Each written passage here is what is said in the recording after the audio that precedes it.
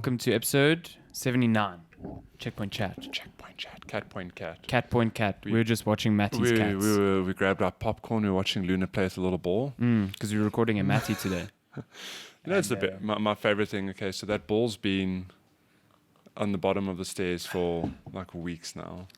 And she didn't play with it. She hasn't played with it for a while, but you picked it up, you threw it at her. She was like, nah, fuck this thing. Nah. 5 minutes later, she's like, yes. Yeah, this is great. I love this toy. And then she hit it into Lupin, and he did not look impressed. Now she's like, oh shit. Yeah, no, Lupin didn't look happy at all about being hit. I think unrelated. This is the first time in 79 episodes that we have swapped. I was just about to say, this is very weird for me, like looking on the other side of the table. I feel like my neck's going to get stiff. Yeah. So, logistically, for some reason, last time we recorded here, the soundboard was on the left, where it usually does go at Alessandra's place. But also last time we were here, we only had one mic. That too. Although we recorded before with both mics. Yes. But that's beside the point. So I think last time we had an expansion. It's expansion port. Extension plug that just happened to be here, which made things easier. However, it's not here today. I'm trying to like figure out how we set it up last time. I'm not entirely sure how it worked, but we've got it. It's weird. Yeah, I'm on the right. It's strange. God, it's after like 79 episodes, it's weird how you get into habits like that. Like you go. Do you always remember at school where it's like you hated being assigned a desk? Because it's like, I don't want to sit here every day. I want to sit at the back. But then in your normal, like, day-to-day life, it's like routine is king. Yeah. No, it really is. That actually made me think of... There's a funny story. One time, Lenska's like, can we swap sides of the bed? Like, she just wants to break the routine a bit of, like, always going to the side of the bed. Okay. And I couldn't fathom this. I was like, no, this is my side of the bed. It's weird. No, sides of the bed is a weird thing to change. But we did. And then almost immediately we're like, no, this is weird. We went back to normal. It's so strange. And it's just like, you can still turn on the same side, like sleep on the same like physical side. But it's like, yeah, it's weird. Sometimes at home, Shani will do that because she'll be like, oh, I want to be like, because I only have one bedside table with my charge, and she's like, oh, I just want to be I don't want to reach there. for the floor. Exactly, yeah. And then I have to sleep on this like very foreign side of the bed, and it's just like strange. And then when your phone alarm goes off in the morning, you have to stretch out like climb down Mount Everest to reach. her on the face by accident because I think the you're desk reaching is over. Yeah. Oh shit. Yeah. She's like, what the fuck? You have one of those alarms that you have to hit to shut up. I mean, when I'm waking up in the morning, there's no perception of, oh, this is an expensive phone. It's just like, get this noise away from me. It's amazing how, despite your willpower, and like, I think everyone wakes up and they have that little conscious in their head saying, hey, you need to do this, X, Y, Z. But there's also another voice in your head like, no, just sleep. It's okay. Yeah, just snooze it. Just sleep. Just every morning, it's like, oh, I'm going to get up and I'm going to go for gym. Or it's like, oh, as soon as my alarm goes off, I'm going to get up because... then I get to work early, whatever. I'm never more motivated than when I climb into bed. Yeah. Tomorrow, I'm going to get up, I'm going to run. It's going to be great. Next morning, no. You make all these fantastic plans and then nothing comes to It's such fruition. a struggle in the morning. Just get up and run. It's so hard. I don't want to, I don't know, but you can do it. It's so hard not like... And often it's just like, I'm not even... My brain's not fully switched on. So it's like, I will snooze. I'll realize that I'm snoozing it, but I won't... The willpower part of my brain will not realize what I'm doing. So it's not like, no, you said you wouldn't do this. It's just like... Not only that, I'm very forgetful in the mornings as well. Okay. So when I lived with my mom, she would often walk into my room, like wake me up and say, when you get up, could you please do this. Oh, no. And my eyes open, I say, I'll do it. And then I go back to sleep. That's and then, the worst time to ask someone to do something. It's just like... Yeah, but then inevitably... wake up, forget to do something, she'll get home, why didn't you do this? I'm like, do what? I told you this morning. Yeah, but that was my vulnerable state. But my mom's arguments, I'm like, yeah, but I was half asleep. She said, but your eyes were open. You were looking at me. I was like, I was, but the brain wasn't switched on. Are you possessed by a demon? So Lenska and I have an agreement now. If she ever does tell me to do something in the morning, I'm like, just please message me. She does. Just message me. She'll tell me, like, could you please feed the tortoises, for example. Yeah. I'm like, yes. And she says, don't worry, I'll message you so you remember. And I wake up and it says, don't forget, please feed the tortoises. I say, yes, I'll feed them. You should do like a stick of Post-it notes on your forehead. Well- so you wake up just like, Well, when I was with my mom, I went and I bought one of those little magnetic fridge boards. Okay. I said, just you write can whatever write you in want me there. to do here. She never did. oh, did she never? Did she She'll still still be come like, to your room? but you're awake when I told you what to do. I was like, but I wasn't. You're like, didn't damn it, I work." need a secretary. It's like, just write it down. It's like, no, but you're looking at me. I'm like, just write it down. Your eyes were open. I know, but write it down. You even nodded your head. I did this Oh, come all on. automatically. My brain wasn't turned on. Yeah, it really. And it's funny because even when that happened, I would say, okay, you need to make an effort to remember this. Just remember, when you get up, you need to do this, like sleep again, wake up. I don't know, I'm just going to get up and go make breakfast and do stuff. The best is when you snooze your alarm and it's it's only like usually. Well, I don't know. The iPhone does like what 10 minutes or something like that. I think it's 8 minutes. Yeah, Some yeah, weird it's some number. Weird number. But sometimes like those 8 minutes will fly by. But sometimes you'll have a God. full-on another dream. Yeah. Like, You wake up like you. Yeah, you wake up in a small panic because you're like, I'm gonna be late for work. So long, yeah. And it's like, no, only 8 minutes have And then passed. sometimes you do what I do fairly often, actually. I end up ending my alarm instead of snoozing it by accident. And then This I is- do wake up in a panic. This is why I have like 5 different alarm Yeah. sets. Yeah, you I know. should do this. And I do them 15 minutes apart. Because So. it's real easy. Like the button is in the middle to snooze, but sometimes I just hit it wrong and I hit like dismiss, and it's like, okay, cool, man. Okay, all right. There Goodbye. should be a thing where you hold the button for like Yeah, 3 seconds. they actually should have a thing where it makes it. It has to be a mental thing to actually put the alarm off. Like know. you need to solve a math sum my before it word. turns off the alarm. Have you ever seen? Oh my word, no, that's awful. find the square root of x. I can't do this when I'm awake even. I remember seeing years ago. It's probably one of those BuzzFeed articles or listicles where it's like top 10 weird alarm clocks, whatever, and it's all those like bedside alarms where it's like to put this one off. So an example, there's one where it activates, and I think there's a little remote control car or device that flies off it. Okay. And to put it off, you have to get up, go get it, and like put it back on the For device. fuck's sake. So the thing just like runs around your And like room. runs around the room. No, So it gets no, you out of no. This is too I much. thought it was hilarious. I'm also like, it's too much, but that is so funny. Imagine, like, I think like, I saw oh shit. one that was like a Nerf gun thing. Yeah, I've also seen that. Shoot Yeah, the target shoot with the alarm. the target, Like, yeah. Ow, when your eyes are so closed. Like, Oh oh my my God, God, I've got to no. hit this target. Although, would you really put it on the other side of the room? The one that I think is the most useless because... So I tried this thing where I put my charger on the other end of the room. And like, so that when my alarm goes off, I have to get up.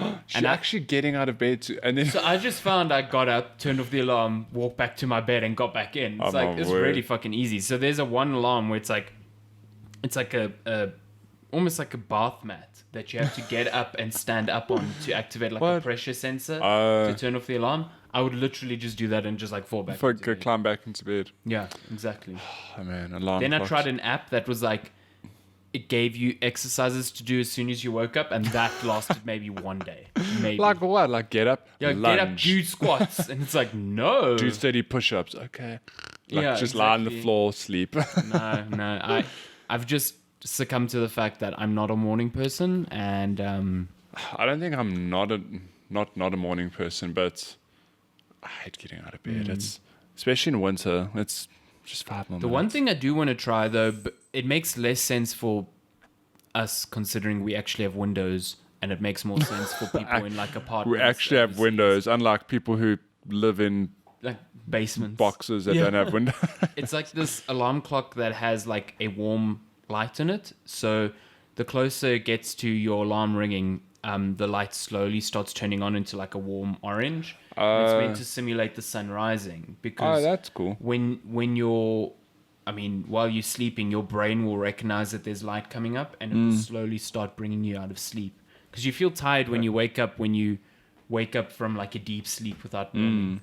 So it's meant to do that, but I'm like, I can just leave my fucking blinds open at home and I'll get the same effect. I love how your brain is able to process that stuff, though. It's like the sensor on your phone that adjusts the brightness. Yeah, Your brain has one. It's like, hey, it's morning. You should get up. automatic brightness Whoa, setting. okay. Yeah, it's like you should start waking up. Are you waking up? No, it's 9 o'clock. The sun's been out for like 3 hours. Please wake up. Oh my God, we have cats. We have cat judo happening behind us. Hey, go play outside. This is Godzilla and the King of the Monsters movie. Go out. They're gonna fight there now. I know. I've just moved the fight This over. is just a meme. Let them fight. Let them fight. Fight to the death. Speaking of fights, this checkpoint chat. Wow, we fight all the time. What a great segue. We always segue. We talk about games greatness. and the fights within them. Mortal Kombat. Mortal Kombat. Super Smash Bros. Every time. I only remember that song when I say Mortal Kombat. I tried to sing every it other- the other day, and I'm just like, how does this tune go? Sean is like, sing the Mortal Kombat song. You're like, okay. Damn it! Oh, how does it go? She's like, this is why I'm breaking up. Oh, no. Like, I'm leaving you for Shao Kahn. What? Whoa, that's a Maybe for Shang Tsung, because he can be whoever I want him to be. wow. Yeah, that's Leaving deep me right for there. some old dude sorcerer. Yeah, but he can be buff. Doesn't have to be an old dude. Whoa. Oh, my weekly report is available. How My many hours screen did you time. spend on your screen? 2 hours, 22 minutes per day. Jesus, you're addicted. No, it's my Reddit scrolling. When I wake up, do some scrolling during the day on WhatsApp. What go to Reddit bed. are you on? R Gaming. I've got the gaming one. I've got Ask Reddit where they ask weird questions. Got there's a bunch actually. There's Accidental Wes Anderson, which I love. So Wes Anderson, the director, has like a very distinct style of movies where he uses certain color palettes, and there's often a lot of Wes symmetry. Anderson is Great Budapest Hotel. Yeah. Right? Yeah. So that subreddit is just people seeing stuff in real life that looks like it was placed there by Wes Anderson. It's like, look at this really cool symmetrical That's a cool Reddit. turquoise hotel. It's like, oh, that's really cool. Okay. Yeah, there's some good Reddits, It's follow the one some thing- intellectual ones. It's the one thing I'm like have a complete blind spot on is Reddit. Like I do not check Reddit. Funny enough, at the wedding we were at yesterday, my brother was like, hey, I got Reddit. I'm like, oh, cool. Why'd you get Reddit? It's like, because of you. I'm like, whoa. It's like, you're an influencer. I find it really hard to read. Like it's just formatted really No, weirdly to me. it takes getting used to, but even some of the interesting topics that have thousands of comments, I won't read through all of them. I often just read through the top 10 or something. And I just scroll. I'm like, oh, cool. Move on to the next one. But it's become a thing of, I don't know how long it's been like this, but I mean, Reddit's also been a blind spot for me. And only really this year I got into it. Because you follow all your subreddits and then it becomes a feed, like an Instagram feed or a Facebook feed, and it just populates with top picks from Like all a your Twitter subreddits, feed almost, which is really cool, yeah. See, I quite like it. I'm terrified about that because I already love always checking Twitter and always feeling like I'm on top of that. So if I had to do that for Reddit, I'd think I'd... You would delete Twitter. Yeah, You let's can't not delete do Twitter. That. Let's not do that. Checkpoint chat, where video we- games. Video games. follow- We should get an R checkpoint chat. Yeah, the Checkpoint Chat subreddit, like and subscribe. Can you Join- just make a subreddit like that? I'm sure you can. I don't see why you can't. Join our Discord. We don't have one. We don't have a Discord. Yeah, we're at the weird point of the year where either catching up on games or We're just playing at so least many in my new case, games. I'm reviewing some weird ARB games. One of which, the only game I've really been playing this week, which is okay. So let's back it up. There was a Nintendo Direct Yes. this week, Nindies. The Nindies, I haven't even seen it. Lots of cool indie Oh, boy. games coming out. Very, very cool stuff. Big one, Axiom Verge 2. What Really is dope. what is Axiom Verge? People are so Axiom Verge- excited. Axiom Verge is like probably one of the best Metroidvanias of this gen. Oh, You need to play interesting. Axiom Verge.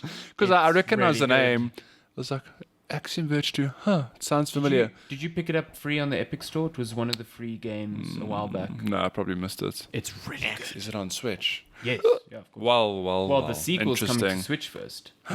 That's really interesting. So yeah, Axiom Verge 2 is coming, and that was the big thing out of that direct. But the one thing that caught my eye, I don't know if you saw it, was this game called Supermash.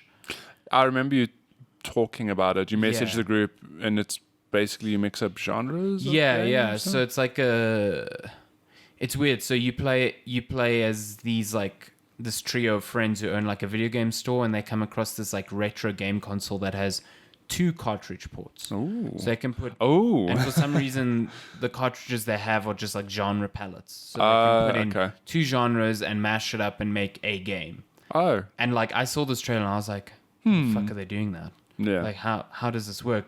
I need to know. And then I got hit up by Callie from GameSpot, my editor there, and she's like, "Oh, this game came out on PC this week." So that's not how she titled her email. She emailed you saying, "You're probably wondering how this game works." Yes.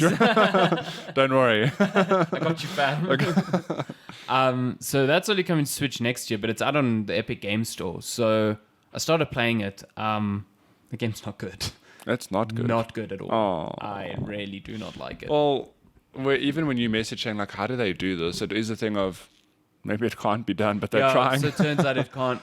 Turns out it's the most like basic form of how I thought it would work. Okay. In its most basic, it's like you can within about an hour you can kind of see all the strings variations. behind. Yeah. It's like these are the palettes it's choosing from. These are what it's populating with based on the genres that you pick, and this is how the game works. So like, for example, for a while I was like mashing up genres that I thought were really strange, like stealth game and a JRPG. Which I was like, how the fuck will that work? So whenever you choose That's actually amazing. Whenever you choose to me it seems like the first genre seems like the overwhelming palette. Like it will take up 90% of the design. So like I chose stealth, and then it turns into like a sort of top-down 2D Metal Gear Solid thing. They even riff off Metal Gear Solid because they've got the intercom thing as like the intro to your game. Do they have exclamation marks? They do, yeah. When you see when someone sees you. And the only JRPG influence was that instead of pressing X to attack, when I pressed X, it brought up like an action menu, and I had to say attack, stealth KO, which was just annoying.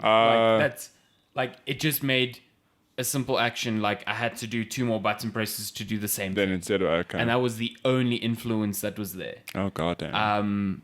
Then like in other ways, I'd try to mix like a platformer and a Metroidvania. And kind of what it did was just make a platformer populated with the enemies from its Metroidvania palette. Okay. Same thing if I made a venture action game with a shoot 'em up. It was a shoot 'em up, but instead of alien ships, I was fighting little enemies that looked like they came from Zelda. Okay. And it was just like, this isn't really. It's not really mashing mixing up genres, yeah. There are exceptions. I did mash up one because it's all random. So you just choose the genres, and then you can use these thing called dev cards to change small aspects, like you want to use this character, or you want this starting ability or whatever. But it's nowhere near like Mario Maker, where it's like changes the whole format of the thing.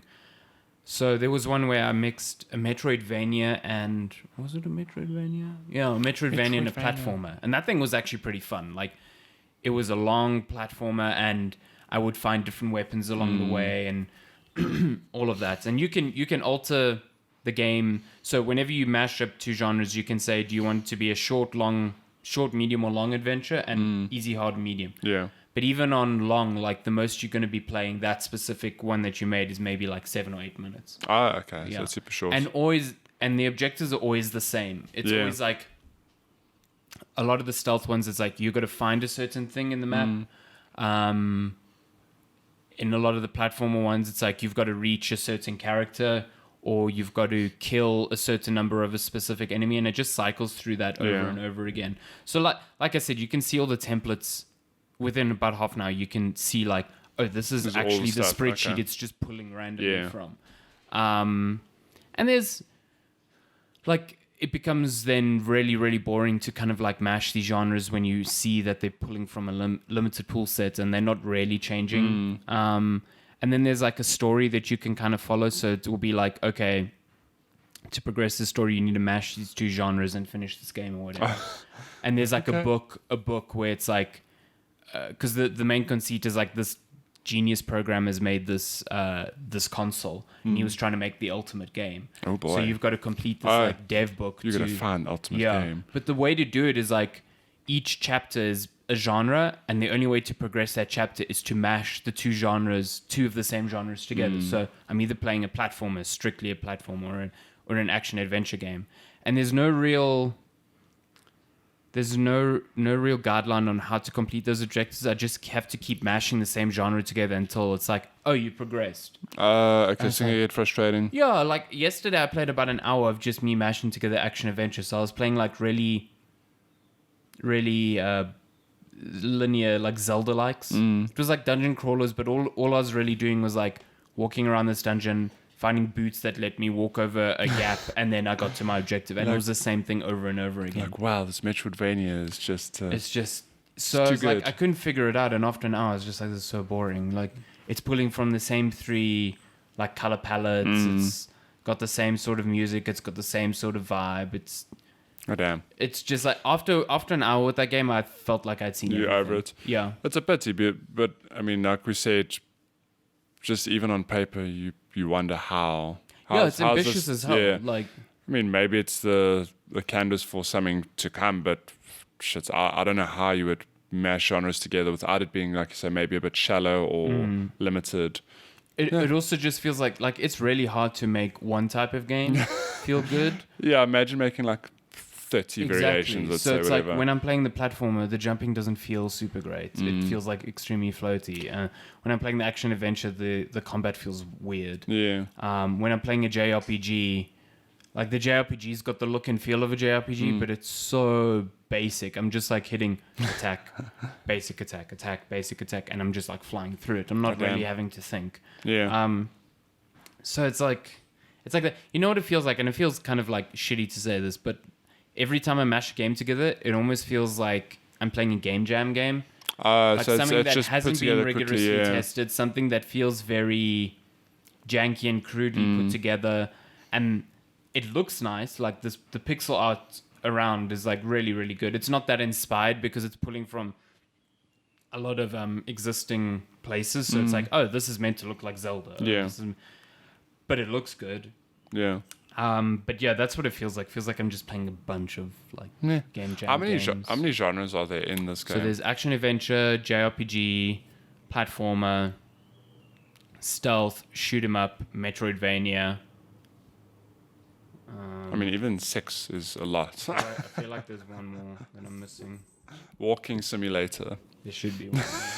I think it's those 6, yeah. So like I said, some mash up quite well together. To be honest, the one that sticks out weirdly is Metroidvania. I think that seems a bit complex to put in a thing that you're going to mash up. And also, like, for something that only lasts 8 minutes, how are you going to evoke that? No. To me, what they think as Metroidvania is like, oh, you're going to pick up weapons. It doesn't feel like, oh, you're going back and forth with powers. And the same thing with action adventure. It's just like, we took a Zelda dungeon and just shrunk it right down. I don't know. I think if I had to choose genres, it would, the basic ones, you'd have to almost be generic. No, so like action adventure, horror, I don't know, driving. Like it's like as soon as I saw this game, I'm like, this sounds fairly interesting because how did they do it? And it just turns out that they didn't. No, out of those, I think JRPG and Metroidvania, I'm like, seems JRPG seems like the weirdest one there to me. Bit complex to try like mash those genres together. And like I said, the way it mashes it together is like fucking shit. It's limited. So and also, oh my god, the thing that irritates me the most. So each game will randomly assign what they call glitches to the game. So based on an action you do and based on an action that the enemy does or whatever, something weird will happen. Okay. Some of them break the games, like firstly. So sometimes it will be like every time you attack, you gain health. I'm like, okay. Fucking awesome. Other times it'll be like every time you attack, you spawn an enemy. So it's like, well, I'm just not going to attack. But then there are dumbass ones, like every time you attack, you randomly move in a different direction. Oh no! It's like, what the fuck? What am I gonna? No. Yeah. Others is like, if you don't move, if you keep moving for too long, you'll spawn enemies, or you'll or what was the other one yesterday? Every time an enemy hits you, they regain life. I know.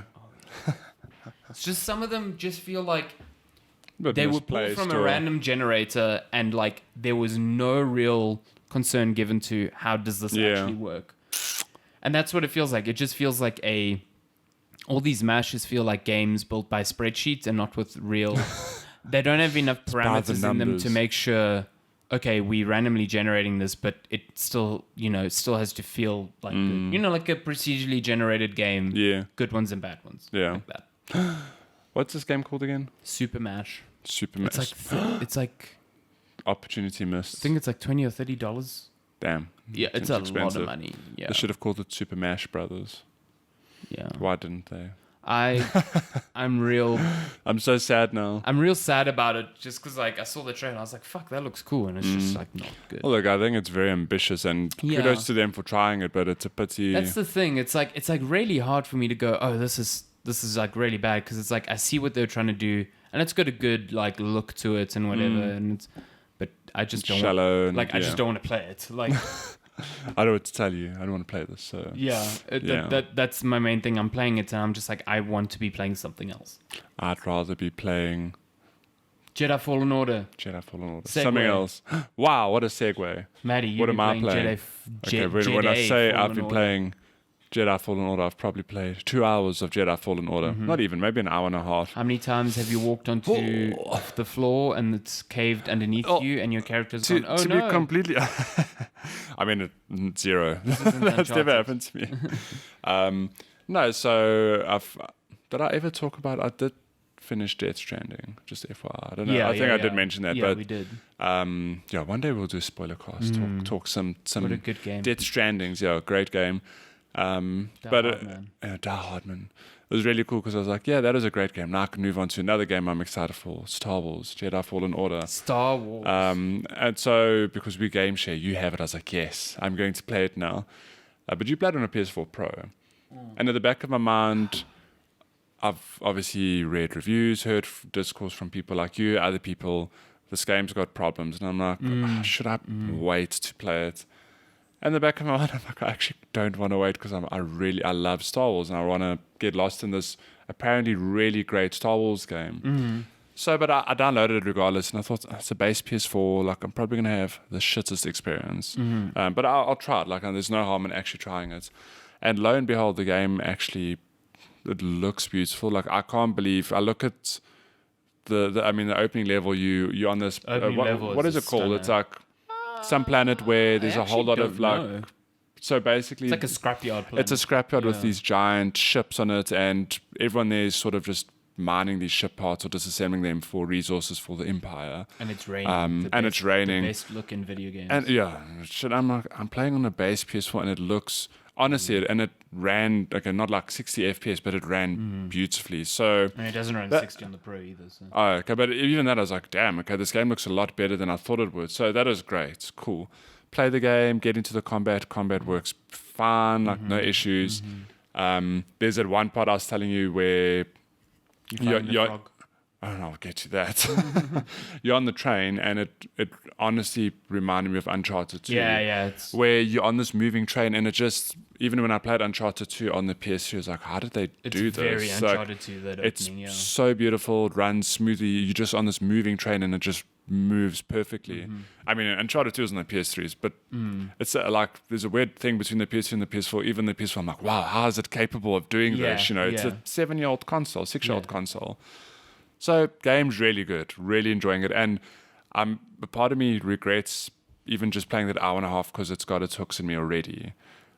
Because I got to an early part of the game where the next level you land on another planet and you meet, what's the droid? BD1. BD1. Like, cool, nice little droid. And it's like, you got to go this way. But I'm like, here's a side path, go explore a bit. Find this frog mini boss. I'm like, yes, this is what I came for. The boss fights. Got hit by. I'm playing on the hardest difficulty. Yeah. Got hit once and I died. I'm like, okay. Load. I'm like, okay, it's fine. Like I'll be on Twitter whenever I die. A minute later, load up, run back to the frog, die, load. I'm like, okay, I can't play this. But the thing is, like I said, I regret it because I wanted to play. Yeah. I was like, I will persist, even just to beat this frog, like, whatever. It took me, like, again, playing on the hardest difficulty, it took me a few times to figure out the patterns, especially, it was difficult because I was being hit once and dying.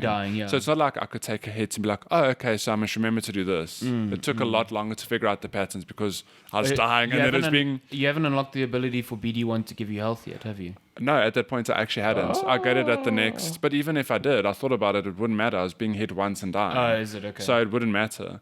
But it was just a very frustrating thing of this, what would have maybe been a 20-minute boss fight on the hardest difficulty of just rinse, repeat, figuring out, turn into like an hour-long affair of, okay, I die, I load, I die. I mean, I must have died 10, 15 times, and it's literally like a minute every time.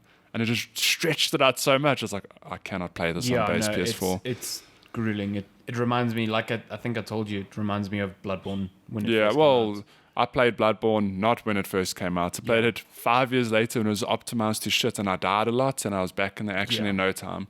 So it was a thing of, again, I really want to play this game because I beat the frog boss, and I got that rush that I get from other games like Sekiro and Bloodborne. I was like, yes, I did it, because it's so satisfying figuring out patterns and not getting hits and then getting the last hits in. I was like, fuck it, I'm gonna not play it on PS4. So I spoke to you, and you're like, you know what, it is on Origin Access. Yeah, the premiere one. The premiere one. That's fine. It's 200 Rand a month. I paid for a month. I've got it on PC now. It's downloaded. I can't wait to play it, and I should finish it in a month. Yeah. So, and you've got an SSD in your PC. So I made sure it's on. I made sure it's on my what's the M2. The NVMe. Yeah, I put it on my system drive. I'm like, whatever. I don't care. I want it to load like as fast as possible. Yeah, because it's on PS4. I'm still playing it here and there. What are the load times on PS4 Pro? Is it the same? Just very frustrating. It's just because they use the same hard drive. So it's fucking slow. Yeah, it's annoying because at the back of my slow. mind, I'm like, this is the first optional side boss. It's not even a story beat boss or anything, and there's going to be plenty other bosses that I want to fight. And if this is how long it's taking me now, holy shit! Imagine one of Endgame, one of the last side bosses. Oh my God, I think this is why I really struggled to connect with that game at the beginning, is because I was still getting to grips with the combat, and then I was dying a lot. And now that I'm in a more I understand it a bit more, and I got more powers, and I'm dying less, I'm enjoying it a lot more. Yeah. And I do wonder if this is why people who played and then turned down the difficulty are finding it a better time. It's just because they're waiting less. Yeah. I honestly think that's part of the reason, which is a real shame, because the combat is worth getting to grips with. Yeah. I only played an hour and a half, and I love it.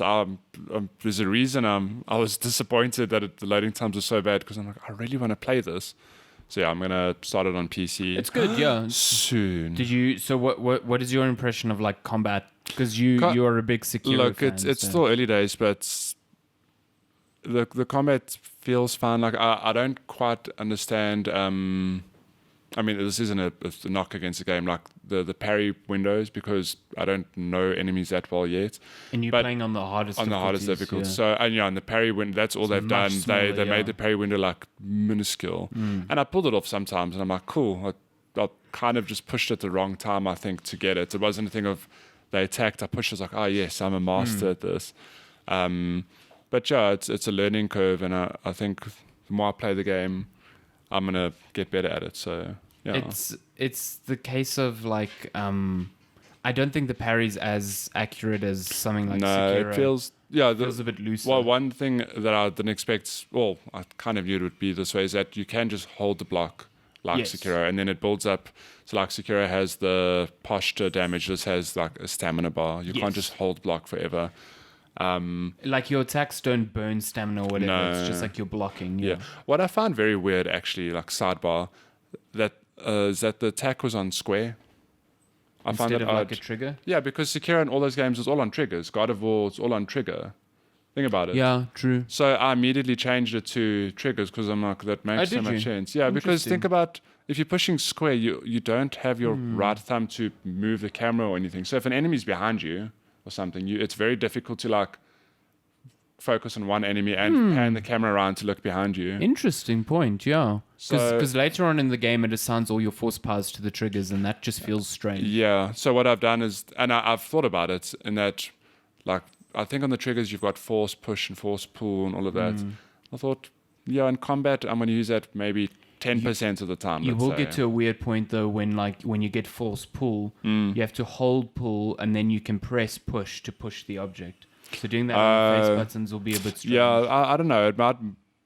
Then I don't know. I might have to change it. But with combat, it's so much better having the L1 block, R1 attack. Yeah. To me, it was just like I said, after having played Bloodborne, God of War, and Sekiro, where things are on triggers, it felt so weird having it on. It felt like PS3. Yes. So yeah, and it almost feels different to because like character action games like Devil May Cry do that on the face buttons, but that's where you're mashing the buttons. Yeah, and Like isn't that can't. fixed camera, or it's controlling the camera for you, or you panning? No. I don't You're know. still panning, but it's like it's different because it's a bit looser. Yeah. Here the thing that took me the longest to get used to was just the animation locking. Like once you hit attack, you're locked into that. You're locked in. You cannot cancel out of Yeah. it. Even Sekiro lets you cancel. Yeah, so things like that I haven't really picked up on because it's early days. It was, remember when I started playing, I'm like, there feels like there's like a lag to things, like, and it's just that. Yeah. It's like I'm pressing and nothing's happening because I'm still in another animation. And like before you realize that, it's like, man, this game just feels like unresponsive as hell. It's like, no, it's intentionally doing this. Yeah. No, so I'll say on PC, I think even like one thing I'm also grateful for, it's going to look really nice. Like it looks great on PS4. It's going to run at a high frame rate, so your parries are going to be a lot easier to pull off, I think. Yeah, because 30 FPS is fine. But I know on the base PS4, it doesn't really stick to that well, so you introduce all sorts of like judder and then it'll be difficult to parry. Yeah. God, I don't need that in my life. But it's a Star Wars game, and I'm grateful that we have this game. The lightsabers look good. It's that's what. Like, so I keep saying it's that I regret starting it because I'm like, I just want to play it now. Because the opening is strong. It's really, it gets you to the story so quickly, and it's like, oh damn, okay, like I want to find out what. Like it's such an interesting time in the Star Wars universe as well. Like between was it 3 and 4? Yeah, which I know that there were books. There were plenty of Star Wars books on before, middle, and after, and Disney were like, nah, fam, it's deleted. No, we're doing our own timeline now. So they even took away the Force Unleashed games. That canon doesn't exist because that was the same thing, wasn't it? It was between extended universe. Same time period. It's just very interesting. It would have been kind of cool, I think, because like in Force Unleashed, you're playing Darth Vader's apprentice who's hunting down hidden Jedi. Yeah, you could have been a nice little sidebar. Exactly. Yeah, would have been pretty cool. Yeah. Disney just gave a little tip of the head, like, hey. How cute is BD though? That's a great character. He's so detailed as well. It's like sometimes those transitions where you're like walking through a tight space and the camera zooms in right in the back of you while you're moving. Man, some of the little movements BD does are so good. Like, the healing in that game is also very satisfying. Oh yeah, like where BD gives you a little healing stim, whatever, but he like shoots it out, you grab it, you inject yourself. It's just and it cool. Also takes the right amount of time that you can't just do it and expect. No, like sometimes I'm like getting it, and as it's like in the air, I'm getting hit. You're like no, yeah, stop exactly. it. I just like he snaps his fingers. And he gets the. Yes, stab me with the healing. It's real good. Yeah. So I'm very excited to actually start it again. It'll be so quick to get to where I was anyway. Like I'll just speed run through it. I've been considering doing this on PC as well, but I'm so far in that I'm just like, I just can't. Yeah. If I restart it again, I don't know if I actually will stick with it. So I'm just going to finish it. Yeah, I think you got too far in. Yeah. I really probably should have just done it on PC as well. It's fine. It's fine. But yeah, just on that, the fact that Origin Access that it's just funny thing, it's only available on Origin Access, so not EA Access. So if you've got a PS4 and Xbox, you can't do the 200 grand a month. On consoles, so it's only on PC where you get Origin Premiere. You pay it's 200 rand a month. It's like Game Pass, I guess. You get access to all of EA's games. Yeah. So if you want to play Star Wars on PC, and new ones without limits, essentially. Yeah. Because the previous one would give you like 10 hours, but they didn't include Star Wars in there because reasons. Spoilers, apparently. Yeah. Spoilers, but I think it's because you can, if you really, really, really mainline it, you could finish it. You could make it to the end. Yeah. That's amazing. Should we get to news? News, yes. I don't think there's many releases, so I'm just going to skip that. We're going to skip it. There's a lot of news. Yeah, because we had like 3 big things happen this week. We had Sony's State of Play, had Nintendo Nindies, had all of the things. Game Awards. All the winners. We can go through the winning lists. Yeah. At some point. Yeah, let's do that then. Game Awards. Wait, news of the week. Already delayed by a month. Yeah. Right in the heart. Into March. Now it's going to die 11th. Because it's in Final Fantasy 7 month and all that other shit. That month is just like Final Fantasy, Doom, Ori. I almost want them to be like, just delay till May. It's like... like, those months are so stacked. Good Yeah, lord. February to April is just like It's just no-go stacked. Well, zone. February's it's suddenly opened up for me. Yeah. Should we go through the winners? Yes. Okay, so Game Awards, Jeff Keighley's thing. Flying. Which went on for like fucking 3 hours. It was Did you watch Soul? Yeah, I thought it was going to be like 2 hours, and it was like, You made a mistake. yeah, Jesus, my God, that Friday was like a blow for me. Overall game of the year, Sekiro, Shadows Die Twice, which Quite can't pleased be about mad at. this. Yeah, Although it was a stacked year as well. I mean, I look at Control, great. Like having finished Death Stranding now, I don't think it's game of the year, but I'm still like, yeah, it's a great good game. Yeah, it's a good game. Super Smash Bros. I'm like, yeah, it seems a bit out. RE2 is a big RE2, I thought was a big contender, but I'm glad Sekiro won. But the back of my mind, I didn't think it would because it's it's a Souls-like. It's not it's a niche thing. I was Not kind of everyone's going to surprised enjoy by it. it as well. It was just like, oh, okay, they went that way. Yeah, but I really glad thought they did. Control Yeah. would have actually taken it, considering it won so many awards during the night as well. Yeah. So, best game direction, Death Stranding. Death Stranding. Which is a bit of a weird, because what does best direction mean? It's because it was directed by Kojima. Don't ask questions. Okay. He directs the shit out of stuff. This was the biggest win of the night. Best narrative goes to Disco Elysium. They won 4 awards. They won the most, yeah.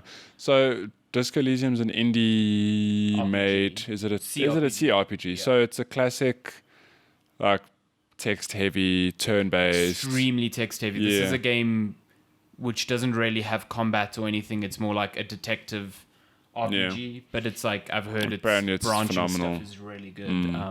So yeah, I bought it on Steam because it was on special, so I'm keen to get into that. Oh boy! And how much was it? It was cheap, wasn't it? It's like 100 I mean, 200 bucks. get out! That's so cheap. Best art direction goes to Control. Control. Cannot disagree there because that game is it's a beautiful fucking game. gorgeous. Yeah. I mean, that ray tracing alone is. Oh yeah. Oh boy, it really highlights that red, the hiss. Oh my God, you're gonna die. The red is everywhere. Best score and music goes to Death Stranding, which again, it's like it's a good score. But it's but in the back of my mind, I'm like, it just goes to show, just get licensed music from big From artists, Low and then from Low Roll, Yeah. It's like get churches and all them people, and like Bring Me the Horizon and whatever to do like an actual soundtrack, then just get Low Roll to do all the other indie hits, and you're great, exactly, yeah. Then I felt like there were a lot of omissions just from the nominations. Never mind the actual winners. So, best audio design goes to Modern Warfare, which. Honestly, I've been playing Modern Warfare, and that audio design is really fucking good. I was listening to the Kind of Funny Games Cast, and I had no idea they were making their predictions on Game Awards. And for this one, at the back of my mind, my immediate thing is Resident Evil 2, for example. So I'm like Mr. X, it's actually very good too. Yeah, but good then point. I'm also like Control, because Control. I mean, think about the hiss and the whispering and just how the guns sound. It's so satisfying. But then I'm also like Sekiro, Sword ASMR. Oh my goodness. Those swings, I'm Yeah. like, come on, that's really good. But then when the Kind of Funny crew were like, they had some, I think when they had hands-on time with Call of Duty back in the day, they said in their presentation, the studio made a big point of like, hey, we've really put a ton of time into our sound, to the degree where, like, if you stand in this quad and you shoot, it'll sound different to if you stand in a building and you shoot. Yes, yeah. And if you shoot next to a wall, you'll hear the shells hitting the, like, that's the level of detail that went into. All these little subtle things that Yeah. it's really good. But I would never have known that. But as press, they were just told, and they're like, yeah, it really is good. So Whenever I play that game, it's just like the audio, like when a grenade goes off indoors, it just sounds like very, like almost like a sensory overload, which is exactly what it should be. You know but what I mean? those games are great showcases for sound anyway. Because Yeah. I think of Battlefields. Yes, I think yeah. of, I mean, what is the one I got last? Battlefield 3, for example. That was, I'll never forget how it sounded. You like, shit, you're in the war. You crouch, there's bullets flying overhead, explosions happening. So yeah, but good on them. They put the time in. Best performance, Mads Mikkelsen Old is Mads. Cliff Give me my baby. R&B? Cliff Unga or whatever. Unga, yeah. Unga. I want my baby. Yeah, give me my baby. I look. He was very good. I think he was good, but Especially that last towards that he has. where you actually like found out his story, like but I do think in terms of the voice actors, there were a lot of good performances there. Like I already told you, what's his name, Matthew Peretta. Although I found this, it's best performance. I thought it was best voice actor. No, best performance. Because Matthew Peretta, he was actually like, it wasn't motion capture, it was actual footage of him. He was Dr. Darling, yeah. Yeah. After having finished Death Stranding, I'm like, Norman Reedus should not have been on this list. No. Like he has some strong moments at the end, but that whole game, all he is like, I'm Sam. Yeah. Hello. I'm Sam. He's just like, But another mission, I've already told you this, is Dar Hardman, I think, also really had a great performance in Death Stranding. You would have Earl replaced Norman Reedus with... I would have at least given him the recognition, because his name's? Tommy Earl Jenkins. Tommy Earl Jenkins. Yeah, I really think... I keep wanting to say Jamie Earl Jones. I'm like, no. But actually, a lot of the actors towards the end, when you see their arcs, whatever, and you see them actually give a proper performance, like, damn, they really did well. I think Leo Seydoux is really good as Fragile. All of them. But shit, just towards the end, when you start seeing more of them, it's like, damn. It's really weird watching the James Bond trailer. It's like, oh, she's in there. I know, I was like, damn. You forget how prestigious some of these people are. Where's the umbrella? Where's the umbrella? I mean, Mads Mikkelsen, I completely forgot, was in Rogue One. Oh, yeah. Yeah, I was like, oh, whoa. These are some big people. Jyn Erso's dad, yeah. But I think the right person won there, to be honest. Like, I think Ashley Birch's Parvati in Outer Worlds was really good as well, but Mads Mikkelsen really, like, you could tell from his motion capture and his voice, like, he was enjoying himself. But he sold that character. Like, he really did. Yeah. But I'm also glad he won, because I do think, like, not that gaming needs celebrities, but I do like the thing of celebrities started with movies. Like, acting in movies was the thing. Then a lot of them sort of got, not over it, but moved on to series, because that is the new thing to do. Yeah, just the new, like, golden I'd love it if celebrities like, I actually want to be in a game. Like, let's, lend my performance to especially now the motion capture allows them to, like, convey a lot of information. So I think just for gaming itself, it'll give it a lot of extra recognition, which might be a bad thing. I don't know, but I would be interested to see. I think it was cool. I mean, Hideo Kojima games are always going to have his, like, big voice actors and whatever, but you see it a lot now in a lot of other games where they're mixing, like, these big well-known names with, other big voice actors within the video game space that have been there forever. So I like that. Yeah. Imagine being Troy Baker, for example. Yeah, he's basically acting with Mads Mikkelsen. You're at the top of the voice actor game, but now you're getting to actually act with these Hollywood people, which is really cool. True. No. Games for Impact goes to Gree, which I still need to play. Yeah. Best ongoing game, Fortnite. Yup. Best independent game, Disco Elysium again. This to me was the biggest fucking what the hell. Best mobile game went to Call of Duty Mobile, which, listen, I like Call of Duty Mobile. Would you have given it to Grindstone? I would have given it to any other one on this list. Grindstone, which is probably one of my favorite games of the year, was really good. Sayonara Wild Hearts is equally good. Sky from that game company, very good. And What the Golf, like... What the golf? Why the fuck is Call of Duty even on this list? Like, I don't know. I get it. Yeah, you recreated it nicely on mobile, but like, we're in a year where Apple Arcade came out and there was so many good games in there. Like, Assemble with Care was really good as well. You had Manifold Garden, which was really good. Like, what the fuck? Yeah. It was the most, like, angry I got. Did you flip your table? Yeah, I was in bed. I flipped my laptop. You flipped your bed. Yeah, I flipped my bed. You got out, you're like, shit. Fuck this shit. God damn. Best community support, Destiny 2. Cool. Best VR or AR game, Beat Saber. Cool. Best action game, Devil May Cry 5. Which... I'm glad I got a nod, because I haven't played the game, but I think it looked great. And it looks great. I fell off the game like in its second half, but I really enjoyed what I played up until then. Best action adventure game, Sekiro: Shadows Die Twice. Yes. else? Oh, it's the Legend of Zelda was in that category as well. Yeah, Link's Awakening. Link's Awakening. Best RPG goes to Disco Elysium, which is fucking wild when you Yeah. consider it going up against Final Fantasy 14 and Monster Hunter World, yeah. and Outer Worlds. Like, this unknown indie game just scooped it. Best fighting game goes to Super Smash Bros. Ultimate because it's the best fighting game. I mean, but it's funny this week. So just in that category, it's not that strong this year. I think the only real contender there was Mortal Kombat 11. yeah. But there's Jump Force, which again they're haven't just, like, played, filling but out people slots. said it's a trash game. Yeah, So, they're just filling out slots there, yeah. but John Marker pointed out that who's the creator of Super Smash? Sakurai. He doesn't like it when people call Super Smash a fighting game. Yeah, he made it a party game. He's like, it's not a fighting game. Like, don't worry, fam. We're giving you the best fighting game award. He's just like, fuck this shit. So who accepted that award? Was it him? I don't actually know. I don't know if anyone accepted, because they did weird things with the awards. Some awards were just like best RPG was just like kind of handed out in the like interlude of the Disco Elysium devs coming up for another award. It was the weirdest thing. Okay. But I know Sakurai is like, this isn't a fighting game, because then everyone expects fighting game balance to the thing, and he's just like, it's not what I'm making. I wish I gave it to him so he could get it. But like, this is not how you play the game. Just throw it on the floor. Best family game or the best Nintendo game? Best Nintendo game. She's like, Luigi's Mansion 3.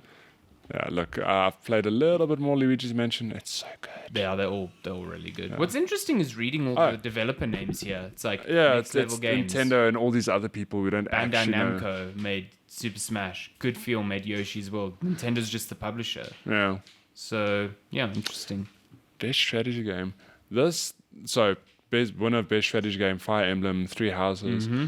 This game, I think it pissed off a lot of people that it wasn't recognized more. Yes, at the awards. I think a lot of people wanted it in the Game of the Year category. Looking at it now, like, why was it not in the best RPG category? Because is it not have it's RPG more a elements? strategy game. Is it I think. Yeah, it's more like a turn-based strategy, like an XCOM, and there's the role-playing component, but I don't think it's as it's not an RPG. It's weird though, because I get what you're saying. Like Persona 5 would be recognized in best RPG and not best strategy, even though, from what I can tell, these two share a lot of similarities. Yeah.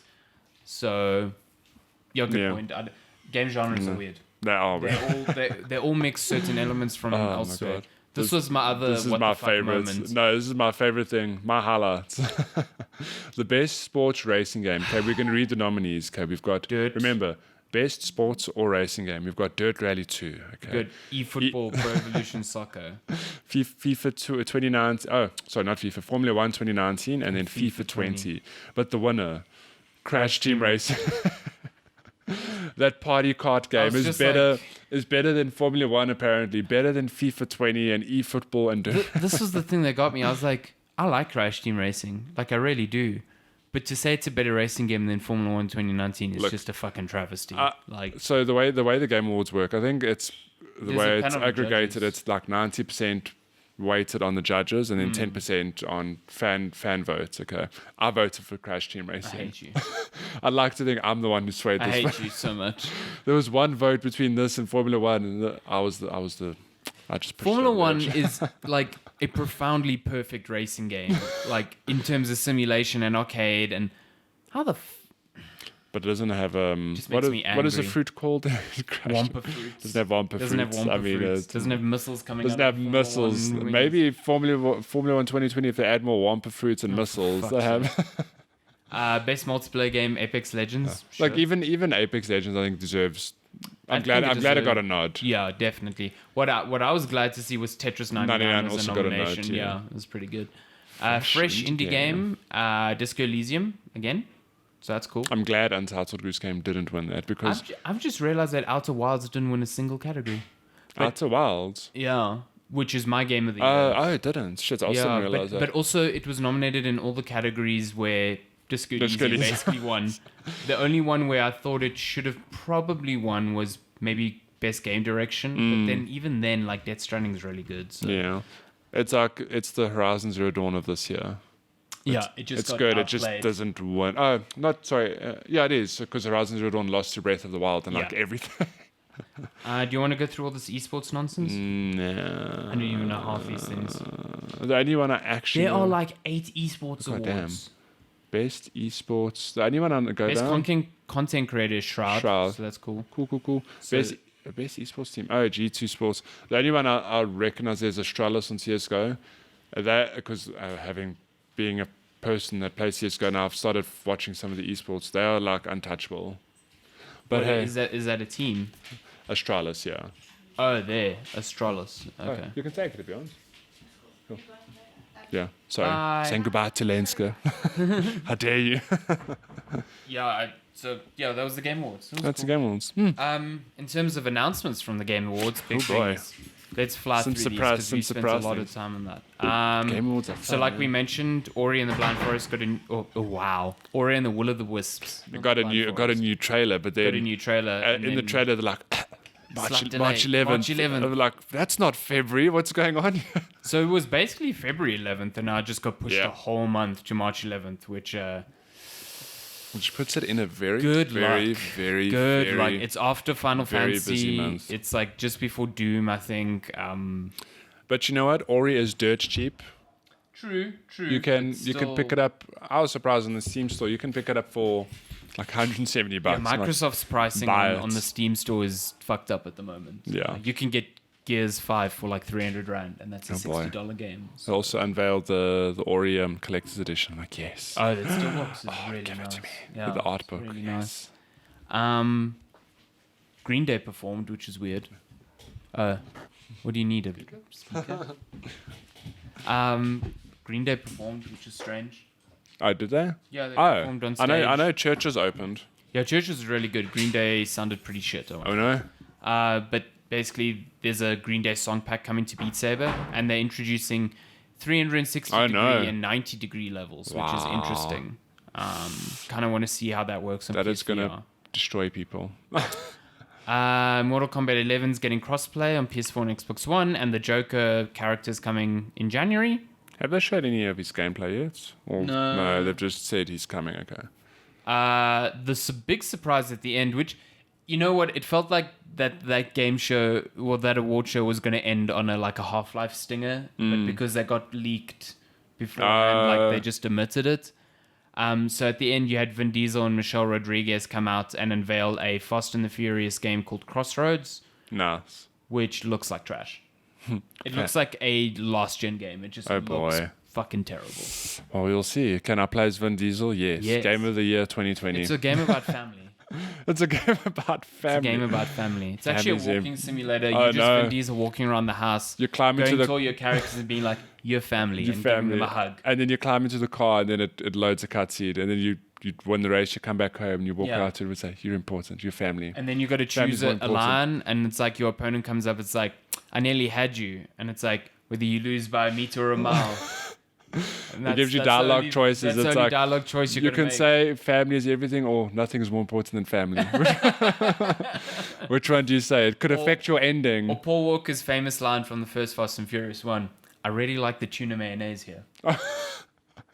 So option one's like family is everything. Option two, I really like the tuna mayonnaise. It's like Michelle Rodriguez will remember that. If Telltale made a Fast and the Furious game. Fuck. Oh god. Control's getting free in-game DLC called Expeditions. Yes. And it's out right now.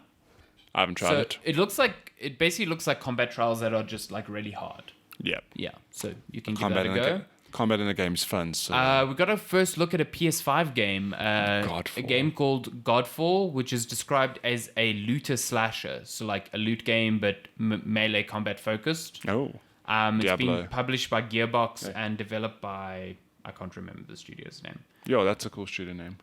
I'm gonna call my I can't remember this name. Yo, the next game from I can't remember the name studio. Listen, I liked how Godfall looked, but Ow. like when they were like, "Oh, it's another loot game slasher," I was like, "Oh fuck, I'm out. I'm like fucking out. I just could You're done. not give a shit about damn. that anymore."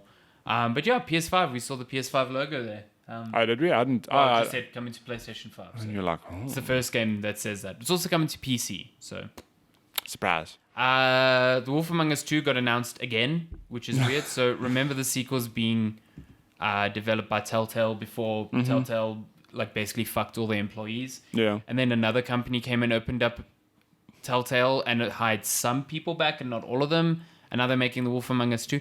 It just seems like Telltale's doing the exact same thing of like, hey, let's announce a lot of projects again. And it's like, And you're like, you motherfuckers, did you not learn? I read this book. It didn't end well. Yeah.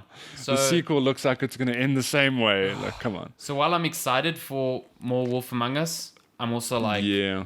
I feel a bit gross about it. Wolf Among Us was a great game. It was a really good game. And it's cheeky from them, sorry, because Yeah. they know, like, yes, people want this game. Yeah. So. Yeah. So that's Oh boy, the cats are. Oh, just a Lupin's tad in the awkward. box.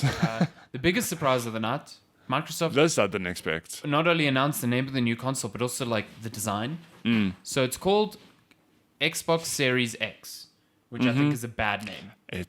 It's a horrendous name. It's the Wii U all over again. What the hell is going on There's a here? cat playing in a box. Lupin. He's in his box.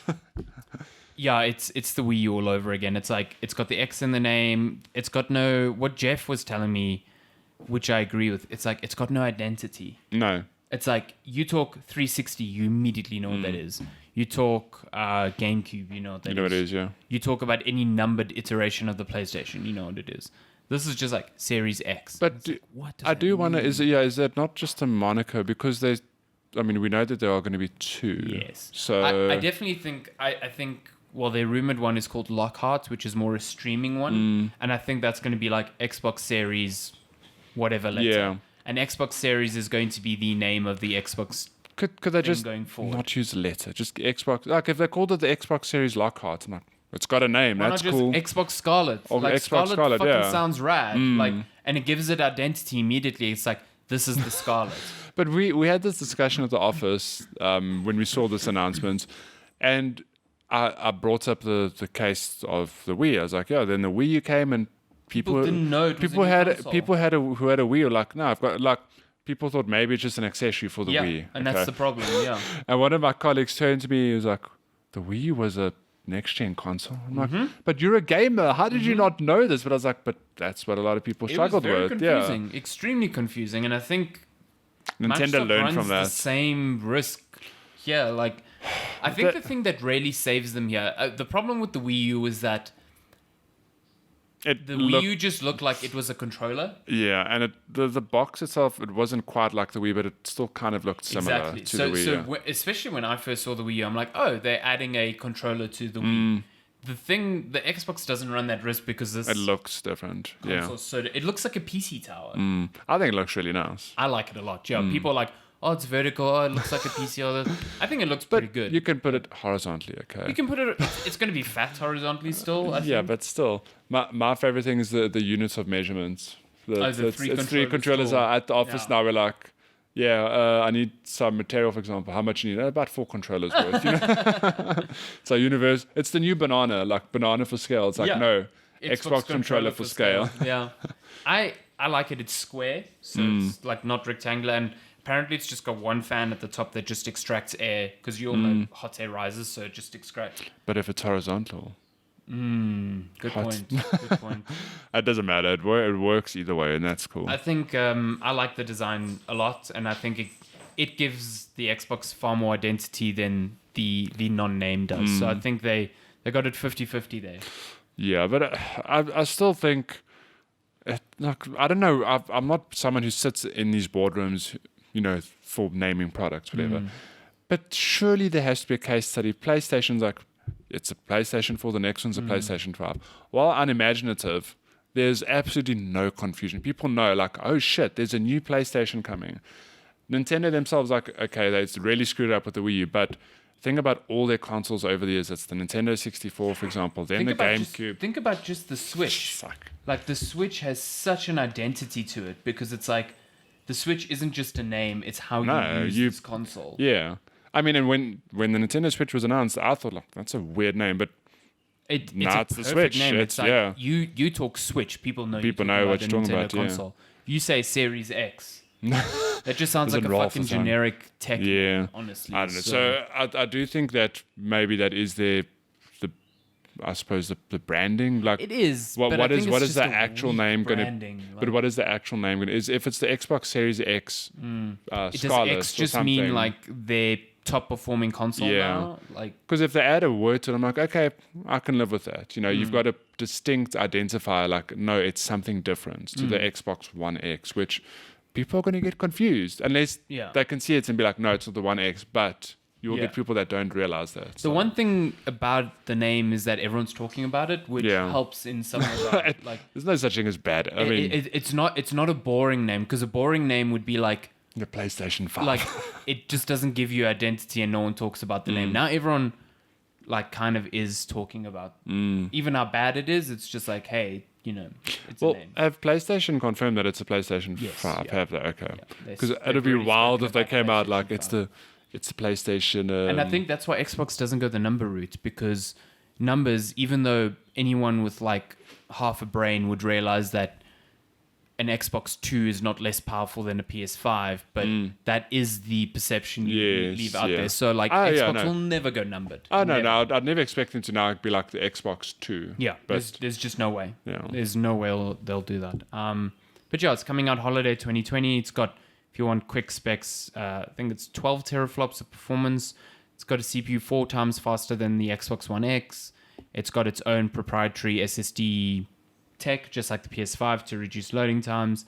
It sounds a lot like the PlayStation. They sound very similar, Yeah. hardware-wise. So, but Microsoft is saying this will be the most powerful home console when it launches. So I wonder if they're doing something slightly different. Well, have you seen the branding? They've called it like they've labeled it the most powerful. I'm like, but you don't know what the PS5 is. Yeah, so I do wonder. I know Phil Spencer in an interview did say that they enjoy being the market leaders in terms of power and performance. And I do think over time, the Xbox One X has really like solidified that, like, you get a game. Now it's become my third-party console, because it's like, oh, it's going to look much better. I on think this it runs console. circles on the PS4 Pro. Oh yeah, it really does. I mean, Like, even performance-wise, it does. yeah.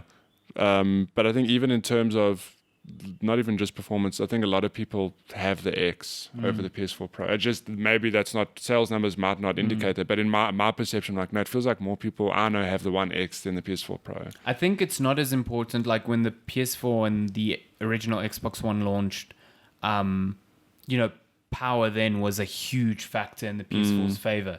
I don't think it's as important nowadays, because Sony's done a good job of saying, hey, even if we don't have the performance, we have the exclusives you want. But I think Microsoft is going, we are not losing that battle again, like, ever again, because that's essentially what put them on the back foot. Yeah. We'll see. Immediately from the get-go, it was just like, PS4 just runs games better. So, yeah, interesting. They also revealed Hellblade 2 Oh, yes. coming from Ninja. I need to play the first one. That game looks gorgeous. Apparently, everything's rendered in engine. Super surprised that that game's getting a sequel, but yeah, super happy about that. Yeah. Half-Life Alyx not coming to consoles anytime soon, which makes sense, because PSVR is the only place the VR on console, and it's due for an upgrade, honestly. Okay, let's get to the Nindies stuff. It's a sandwich. Forza Horizon's getting a battle royale, which is it got one. I kind of need to fucking play this just to see what it is. How does it work? We don't know. It's like a circle, and you just have to drive to the center of the circle. Vroom, vroom, vroom, and there's like collectibles on the way. That's so funny. Oh, we've still got State of Play to get through and the Nindies stuff. Exactly, oh boy. yeah. Okay, so everything revealed during the Nindies showcase. Thanks, Darren, for this. Great. What a guy. Cats, you're so restless.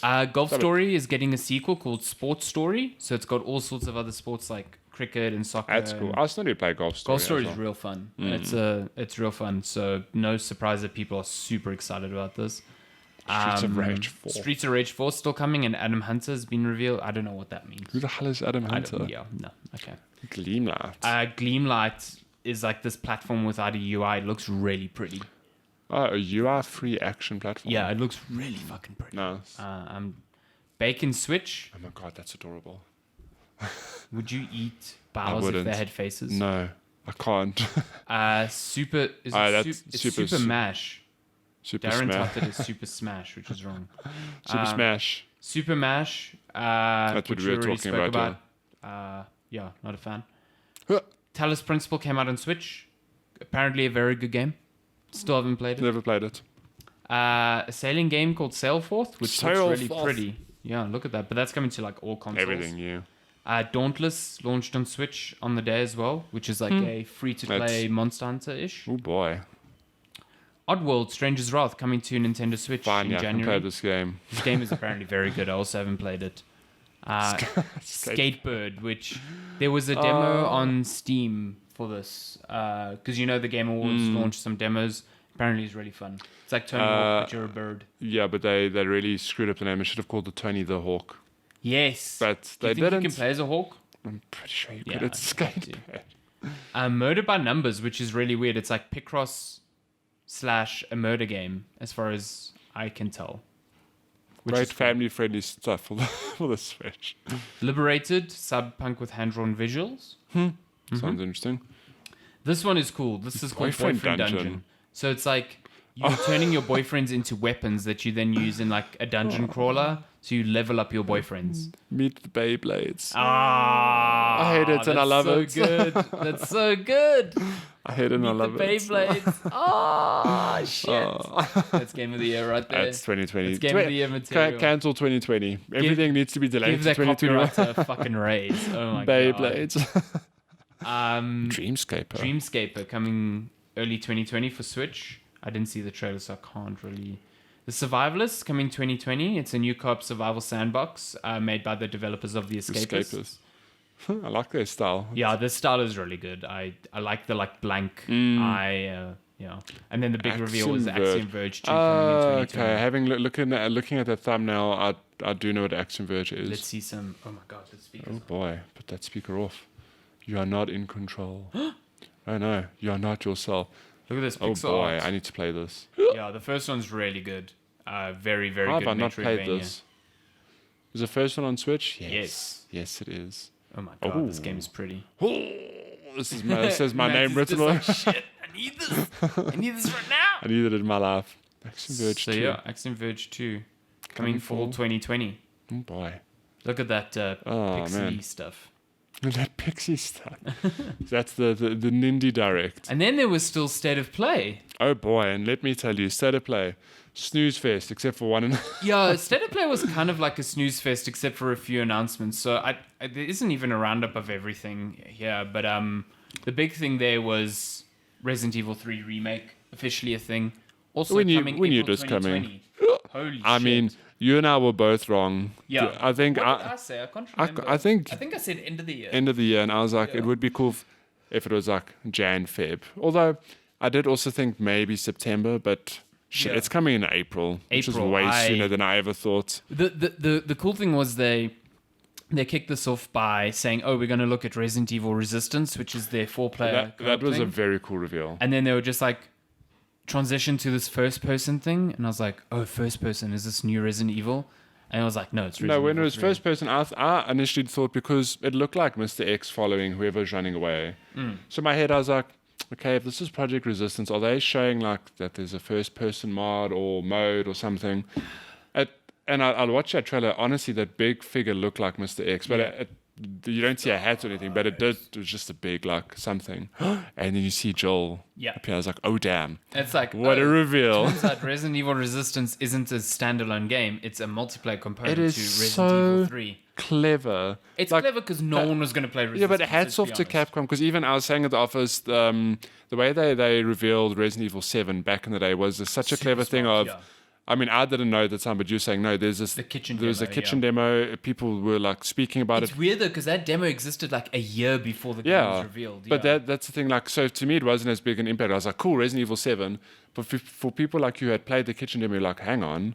That Yeah. was Resident Evil 7. And the thing is, it was such a different setting. It was first person, I think I nothing was in like. the audience with you. Yeah, no, we were together. And I turned to you. I'm like, oh, I played this last year. It's really scary. So I Yeah. was like, oh, this is just the VR. You know, yeah. they actually made And then a it was thing. like, no, it's Resident Evil 7. like, and the oh, whole audience were like, fuck. what? Yeah, because I think a lot of people there Had actually played played the it, kitchen yeah. demo, and they were like, all like, So oh shit. even this reveal, to me, it just was like that level of thinking of you have an expectation. It's like we were all but certain to see Resident Evil 3. Yeah. Okay, like Yeah. I was pretty sure we are going to see it, but then But they're even like, the way they revealed it. but they were like, yeah, the way they revealed it, it's like, oh, okay, here's this weird first person like cinematic. Oh, okay, it's Resident Evil 3. But then they flip it on its head. It's like, no, Project Resistance is included in Resident Evil 3. It's like, that's so it's clever. very, because very clever. when they showed Project Resistance, it was like, I was disappointed. I was like, yeah, okay, was I'll like, probably play it, but It's like they did this in Raccoon City. And this it's isn't like, the Resident Evil 8 or Remake 3 that we wanted. This is just some asymmetrical multiplayer thing. Like, I'll probably play it, but I'm not excited for it. Yeah, exactly. Like, don't worry. It's now that bundled it's in- included, it's Yeah, like, now I'm I'll like, give it a yes. go. Sure, yeah, 100% I'll give it a go. So, Resident Evil 3 Remake's coming out, stars Jill Valentine, takes place like sort of like prior and after the the events of story is 2, before and after. What I didn't realize, being followed by Nemesis. oh boy, Jeff told me that this was being delivered simultaneously with Resident Evil 2. Yeah, it And seems so, apparently they initially they wanted to bundle them together. Oh, really? So like that is wild. Imagine we got Resident Evil 2 and 3 I think in it was one a good bundle. choice to... It was a good choice. Yeah, because to Resident separate Evil them. 2 itself was a good game. And I think also like Resident Evil 2 invites multiple playthroughs. So if you had RE3 in there as well, you'd be less inclined. It'd be too like I'd love it, but I think it'd be too much. yeah. Yeah. This I'm interested to see what they do because while Resident Evil 2 does offer you the option of doing 2 playthroughs because you can play as Claire and Leon and there's differences. The Resident Evil 3 was always just one character. It's Always just Jill. It's Joel, and then Carlos. like halfway through the campaign you get to play as Carlos a bit, and then back to Joel. There's no like 2 different perspectives. It just I'd be swaps interested when to see if they required. are like, okay, Maybe he they has, change it up, yeah. he has Joel's campaign, and then he has Carlos's campaign. Like you never know. They changed a lot of stuff up in 2, like structure-wise even. So, yeah, I'm curious to see how they imagine do they're this. like you launch the games like, which campaign do you want to play first, Joel's or Carlos? Like, what? I'm just keen to see more Nemesis because I think Oh, the best boy. part of 2 was having Mr. X as a constant I'm threat. excited to see Nemesis, but I'm also like, I don't want to because Mr. X was an asshole. Yeah, he was. He made me so scared. Nemesis uses his rocket launcher, right? Yeah, the parts in the game where he has a rocket launcher. See, like, oh whereas boy. Mr. X could never. He just you'd have punched to you in get the close face. to you, yeah. But Mr. X, when you fucking walk into a room and he just opens the door and he's doing his like, I'm too big for this door thing. Oh, you're like, oh shit! You're like, I don't want to fuck with this guy but I at think all. that's part of what makes him so scary is that he's so tall. And He's like just massive. and he's got like yeah. dead eyes. Oh, boy. Yeah, Jesus Christ. So Nemesis is going to be that on steroids, and it's going to be terrifying. So Yeah, keen for that. Also in April 2020, Predator Hunting Grounds, which is an asymmetrical game set in the Predator universe. So the game looks fine. I Yeah. think. The big news here is that it's being published by Sony, but it's coming to PC. Huh? So this is making good on Sony's word where they're like, we want to investigate new platforms. And there's Well, all these rumors. that Horizon Zero Dawn's coming to PC. Yeah, So Death Stranding we know is coming to Remember PC. when Microsoft were like, hey, we're going to bring our exclusives to PC, and everyone's like, why the fuck do I need an Xbox now? This is such a dumb move. Well, people still have Xbox. Shocker. So, Fucking shocker. Like, of course Sony would want this. Like, of course they would want... Imagine all the PC players who are like, hey, I'd buy Horizon Zero Dawn. I'd buy God of War if it was on PC. I'd buy Death Stranding. Hey, look, that's coming to PC. It's like, of course Sony would fucking want that. Come on, man. Yeah. So we'll see. Yeah, that's Interesting. That's Hey, happening. just watch Luna there. She's busy eyeing the cable. Hey, no cables for you. No cables for you. So yeah, it was a packed news week. Yep. Lots of news. But I think that was like the last big news boy. week for next the year. week we're gonna be like, this week on news. Oh, other news. Bayonetta and Vanquish is getting a anniversary 10-year bundle anniversary. in February. So Whoa, Luna, what are you doing? there's a cat Hey, here.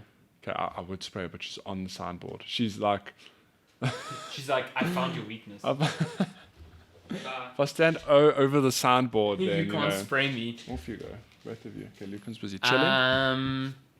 So yeah, Bayonetta is really good and Vanquish is really good, and they're getting a bundle in February on PS4 and Xbox One, and you should play both. Interesting. Those games. Those are real good. The steelbook for that game is fucking awesome as well.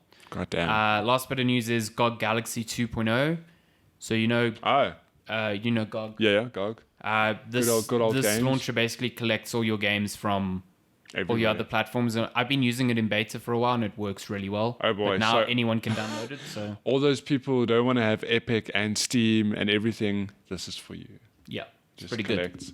Because opening pretty good. opening up different launches is hell. It's hard work having to click more than once. It's hard. It's hard It's work. real I difficult. mean, it's nice having them collected, but yeah. I mean, it still doesn't work with the Blizzard launcher, so I still have to launch that thing. Yeah. And also, Whatever. for some reason, GOG doesn't pick up pre-release code. No. So, like, Shovel Knight, when I was playing it, even now, because it's tagged as review code, it just doesn't appear on GOG, and I'm just like, well, that sucks. Okay. Yeah, so.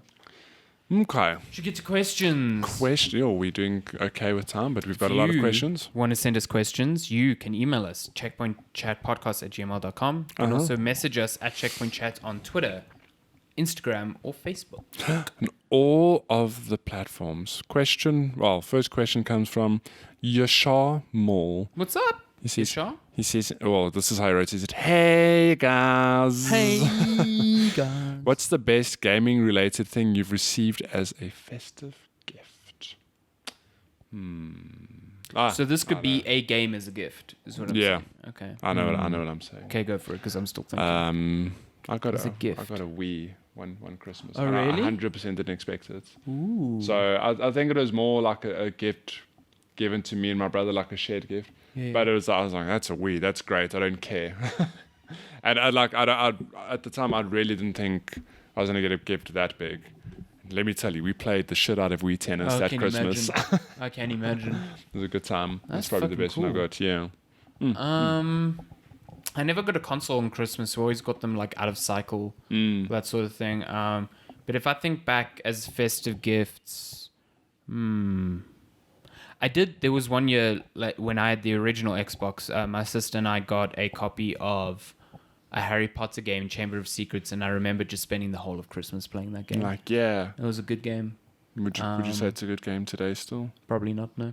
Probably not. The other one that comes to mind was we got Guitar Hero 3 the one Christmas. That's Yeah, a good time. and we spent a lot of. By then we had Guitar Hero 2, so suddenly we had 2 guitars. So, it was all of a like sudden we were the just co-op fucking was real. shredding That's co-op. awesome. It was that was a good time. good Christmas gift. I really enjoyed that.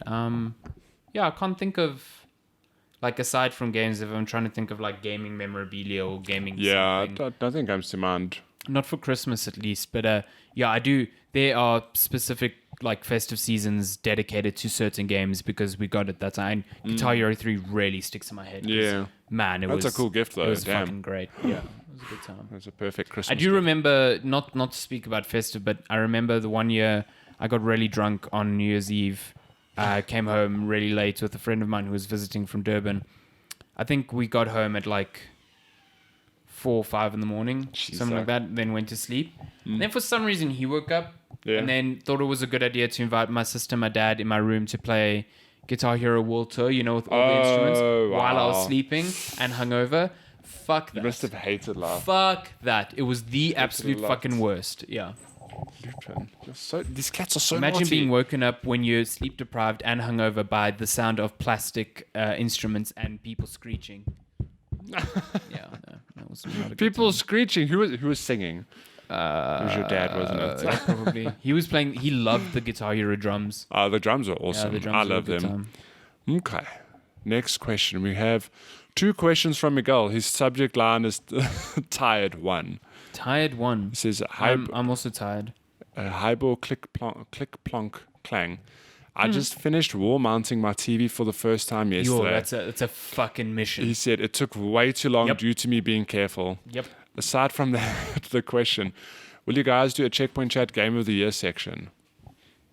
Probably. Well, we've covered Game of the Year on this show, but if you're talking about our Games of the Year, Yeah, I think we want to do something where we just talk about like our top 10 or top. Yeah. I was thinking about it. Like, I was like, top 10. I can't even think of 10 games. Like, I'd put on that list. there's so many games that came out this year. Yeah, I know, but there's a lot that I missed and a lot of games that I played, but I just don't want to put on the list. Oh, yeah, but I wouldn't say top 10 of games that came out this year, because remember last year we had like Hollow Knight, and that came out the year before.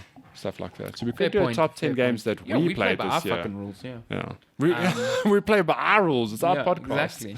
But some yeah, of the we are two. planning on doing something like that. But back to the Wallman TV. I remember buying one and I came home and I was like, I spoke to my dad. I'm like, oh, can you just help me put this up quick? It took like half the day. Oh my It was a gosh, that's fucking nightmare. that's DIY stuff. An issue. 100% worth it, but such a mission. Well, my mom moved into a new place last weekend, and one of her lights weren't working, and it's like one of the it's one of those things where there were lights and there's like a little cover over it, whatever, or like a little glass, something. So one of the clips had broken, and she asked me to replace it. I was like, okay, cool. Let me say that is one of the most painful things I've done DIY-wise, because I took the thing off, it was fine, but then I had to take the whole panel off the ceiling, and there were 2 long screws. So taking them out, not a problem. Putting them back in there was a mission, because when the cover's on, it's not like the screws just go in flush. There's like a little gap. So to try to line them up was like impossible. Oh, God. So I don't know how I did it, but I eventually got it. I was like, oh my God, that was the worst. I don't ever want to do that again. It's like these clips are never breaking again. You're not allowed to touch these. Don't even look at it. Yeah, don't even put the lights on. Just leave it. It's fine. You DIY don't need it. stuff is a fucking pain. It's, no. Yeah. Oh, yeah. I'm like waiting. I'm like, yeah, questions are done. Next question. One more from Migs. Yeah. Lol clang pang cluck. Have you guys ever finished a game on New Year's Eve? I finished The Last Remnant on PC with credits rolling in when the year 2018 arrived. Yo, what a fucking way to send goddamn. off 2018. No games to finish this year unless Sunset Overdrive is a short game. What is The Last Remnant? Why does it sound familiar? It's a Square Enix RPG from back in the day. Okay. I've never played it. It's got a really cool combat system, but I never really finished it. But it was fun. I've never finished a game on New Year's Eve, actually. I've never, generally... It's because, I'm still coming out of the phase where I'm generally out. Yeah, me too. Shani and I were chatting about it yesterday, and we were like, what are we doing for New Year's Eve? And Shani's like, I would not mind going to bed at 10 o'clock. And I'm like, I love you. Me too.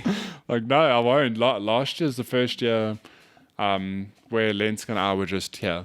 Like for New Year's Eve, we just. I think last year I was just like, no, I just want to chill. Get one of those little confetti guns in bed and just like. But after that, I was like, no. Like, I've my whole life, I'm Portuguese. I've always gone to like a festa or something. This year we're going to Portuguese festa. Oh fuck! Okay, you can do that. We're gonna party. Fuck that shit. No, I feel old in my bones. I feel no reason to do that. I don't think it's a Portuguese festa. We're going to a party.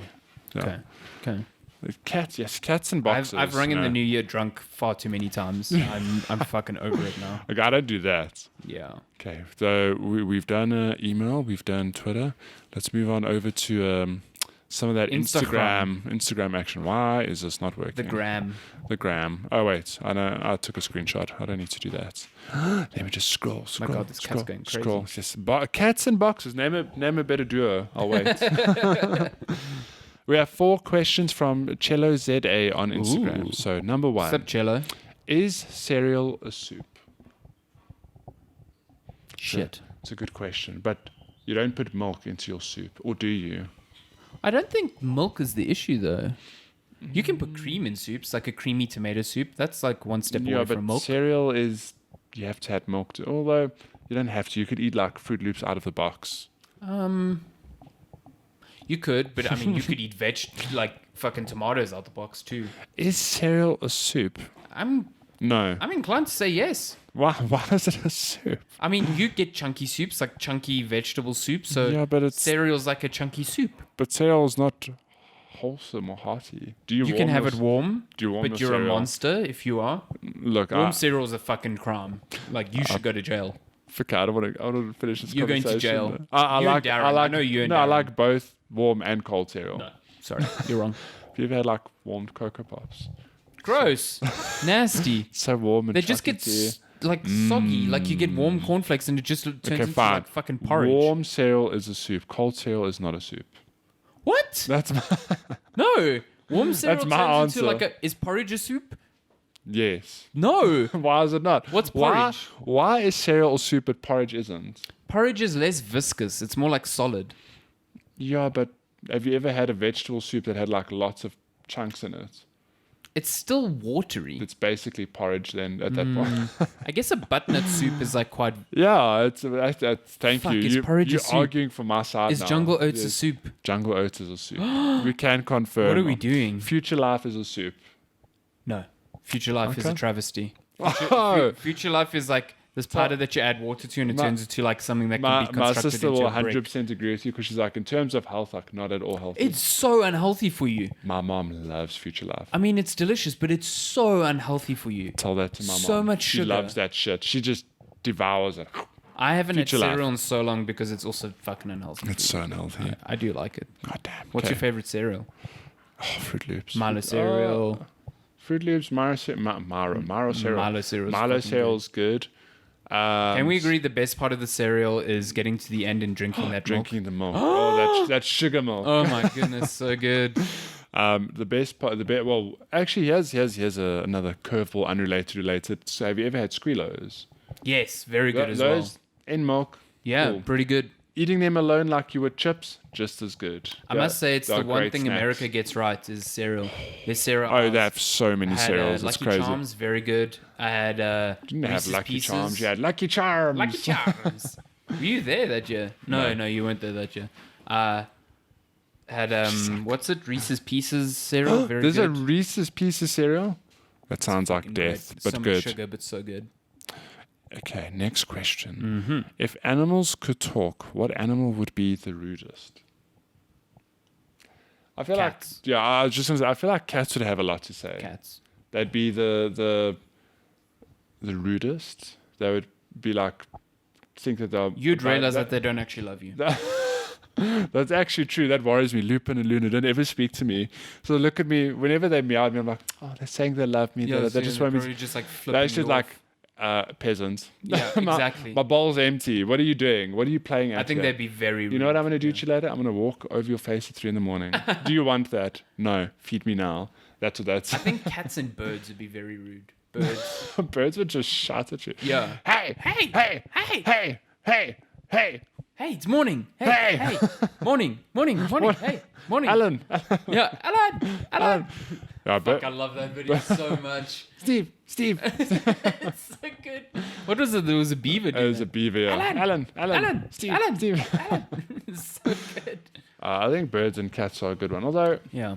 I think dogs are definitely the most we're courteous. thinking the what? The Most courteous. most. Hello, master. Welcome home. Assholes. I've missed you. I've prepared dinner for you. I would have. Shall I lick actually, your feet? if I had thumbs? Why are all our dogs British servants? I don't know. Why aren't they British? That's true. Good point. Dogs are the companions we don't deserve. That is very true. You're right. If dogs had the means to, you would arrive home. They'd have a paper waiting for you. Have your slippers for you. Take your shoes off. Make you dinner. Clean up after you. Like basically what we do for them, but for us, they would do that if they had the means to. I do kind of wish animals would talk, especially when they're ill, because it's just Oh like, my gosh, that would help so could much. you help me? Where's like, the imagine pain? being a vet. It's like being a doctor where the patient can't tell you what the fuck's going on. Well, that's how vets operate anyway. They'll have to figure out like, oh yes, there's a lump here. This means that it could be this or this. Like, I don't. And then it's not just a human. It's like different Well, species of yeah, animal. but think about if you go to a doctor, what's like the first thing they ask you is like, how are you feeling? Where does it hurt? You know, it's like You can point you immediately can point like to it. You can give my, an explanation like, my throat's a bit sore. It's been sore my for X kidney's number throbbing, of hours. you know? Yeah. Whereas the dog's just like, ow, ow. The dog's just like, the dog's not eating. It's like, good luck. Okay, we'll figure this out. Yeah. We get the whole CSI gang together. Like enhance, yes. Enhance on the, Your under the dog, your microscope. dog has a kidney stone. Can dogs get kidney stones? Lupin just meowed. He's like, muted meow. yes, Yeah. yes, they can. I love how he just opens his mouth. He just Yeah, he's- makes no sound. Lupin, you're so demanding. Jesus. Okay, next question. How many chickens would it take to kill an elephant? Holy shit. Are we talking about... Okay, so listen. If we're talking about chickens from Legend of Zelda, just one. Just you one. throw one at the elephant Oh and then my a god, swarm you're would appear. dead. Yeah. Oh, that's true. Yeah. Well, What are they called? The cuckoos or... The cuckoos. How many are in the swarm though? You're so many. It's actually it's a lot, but it's like 7 and you die. You die. I don't know, but how many chickens would it? I like love and hate these questions though, because it is like, would you rather have an army of 1,000 lions or an army of like A billion chickens. a billion ants? And you're like, Just that you think about like 1,000 lions is 1,000 lions, A million ants could cause cool. havoc in like... but ants. I mean, They what could are the lions cause going to real do? fucking you know? havoc. So This I is don't that think same a chicken sort of could thing. kill an elephant. Put it that way, because the I don't chicken know. has no offensive abilities. Well, if a chicken were to attack, I mean, they do have sharp little. Yeah, but think of Little how feet. thick an elephant skin is. You Yeah, can but- put a million of But them and that's still won't but pierce that's the them. question. Yeah, but if you throw a million chickens at an elephant, that elephant's gonna die. I mean, regardless. you'll probably just suffocate the poor thing. You'll either kill it from exhaustion or suffocation. Yeah. So how many chickens would it take to kill an elephant? Probably a million. I'd say a million. Yeah, Yeah. 2 Million million for chickens good is a measure. lot of chickens. That is actually way too many. I'd say like 100,000. But then again, the elephant can just take its trunk and just like Yeah, but it doesn't have a trunk big enough to whack 100,000 sure? chickens. I'm pretty sure. How many trunks would an elephant need to stave off an attack of a million chickens? Oh my god. That's a this is question for next week. Well, next week. Final question. Are there any game conspiracy theories or conspiracy theories in general that you follow or believe? I remember us. not really following, but laughing at the whole Metal Gear Solid 5 Act 3 nonsense. Like Act 3 will be unlocked eventually. Game never over. It's in it's in the files. It's gonna be fuck unlocked. off. No, go away. Like, sure, maybe that was planned at one point, but that shit was never in there. The whole Yeah. conspiracy of that was just like completely ridiculous. The one that comes to mind for me is have you ever heard of a Hero Brown? No. In Minecraft, you've never heard of Hero Brown. Oh, the like dead looking The dead looking thing. Yes, so yes. I'll never forget there was like the rumor was like Notch's younger brother died or something like I don't remember like It's the like semantics, some but creepypasta stuff. yeah, it was like creepypasta and like Notch as a tribute like left this little coded thing. And so Hero Brown, for those of you who don't know, Isn't is it just a bug?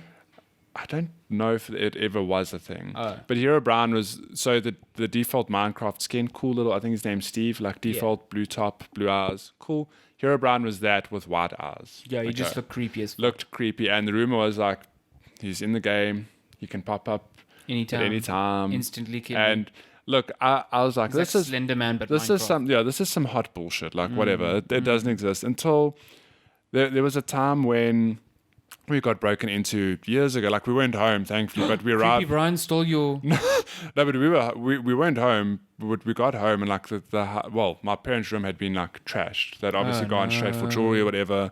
But it's amazing how that just makes immediately your sense of security is like over 1 million. And I used to play the study used to be like on the side of the property closest to the main road, and we had a big wall, but we had no electric fences or anything.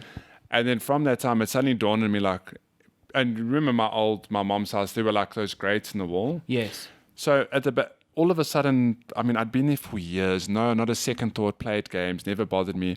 All of a sudden, after that, I was like, someone could be looking through those grates at me right now. Creepy Someone Brian. someone could climb over the wall and like be literally like outside this window. Fuck, could you imagine Okay. looking up from your monitor No, and just so seeing someone? it was a combination of that, and then all of a sudden, I like it's all mental thing. Like I freaked myself out. Like I'm sitting, I'm playing Minecraft. It's late. Like oh my god, nothing would terrify me more than like having someone outside the window or just stumbling into this apparent ghost thing in a dark mine. You know, so that's one that came to mind. I was like, shit, that. So it more like your mind freaked you out. It is my mind freaking me out, yeah. But that was 100% just because of like my sense of security. I just felt Yeah. very vulnerable. Of course, yeah. I was like, oh my god, like imagine either someone's like outside this window or I'm gonna bump into this damn like Hero Brown. shit myself if I just looked up and someone was there. Yeah. Could you imagine playing like Resident Evil 2 and just like, oh my fucking god. Yeah, that Minecraft they've played on that for years now. Yeah, I think it was like a YouTube thing. Every year, but Yeah. all their patch notes they'll always say like Hero Brown removed. As like a little Easter egg. Or so like Mojang knows. yeah, so Okay, there's a that's thing smart. of like every patch notes will be like finally like Hero Brown's been removed. So they're aware of it and they play on it, but there's never It is creepy because, like, I mean, Minecraft's not a scary game, but when it goes No, dark and you it's see not. something that you're not expecting. But that's the thing, like it's not at all a scary game, but if you're playing Minecraft alone, imagine you're just walking through dungeons and then you like turn a corner and there's like an unexpected thing there. Like, holy shit. also, his name is Brian, which is a creepy name. Hero Brown. Oh my god. And that's all the questions. Oh wait, did you have any No, oh, it's just a Metal Gear Solid one. yeah. What about any real life No, I didn't launch a Conspiracies. nuke in real life, so no. the earth is flat? Okay, cool. One of my favorite ones is John Michaels told me that people believe that there are people living in the earth. Like the earth is hollow and there are people living in it. Also, the Earth is flat. Fucking hell. Also, I hate humankind. we were a mistake. So basically, they're like the locust and Gears of War. Yes, One we're day gonna they're just come going to out. emerge. It's all fun and games until one day it does actually happen. Yeah, you don't want to believe me now. We'll see. And The molten kids, the core kids. yeah, go sailing. See, don't come crying to me when you sail off the edge of the world. Well, apparently, the edge of the world is guarded by a Tortoise. wall of No, I don't ice with armed yes. penguins. With You armed penguins. motherfuckers are so dumb. Oh my god. Did you watch Game of Thrones? Yeah. Yeah, you know that wall of ice. Actual Yeah. footage from the Actual edge footage of from the edge of the world, yeah. You thought it was CGI. But then there's stuff beyond it. There's giants and a whole new world. No, of the wildlings. wildling scenes were filmed in Iceland. I'm telling you. Believe oh my me. God. The Earth is flat. No, it's not. Okay. We're ending there. Goodbye, conspiracy Thank you for theorists. sending us questions. Checkpoint Chat at Checkpoint Chat in most places and Checkpoint Chat podcast at gmail.com. Yeah. We'll probably be back next week. We'll see. Well, next week we're recording. Oh, actually, we do. Yeah, we will be back next We've got a week. special episode next week.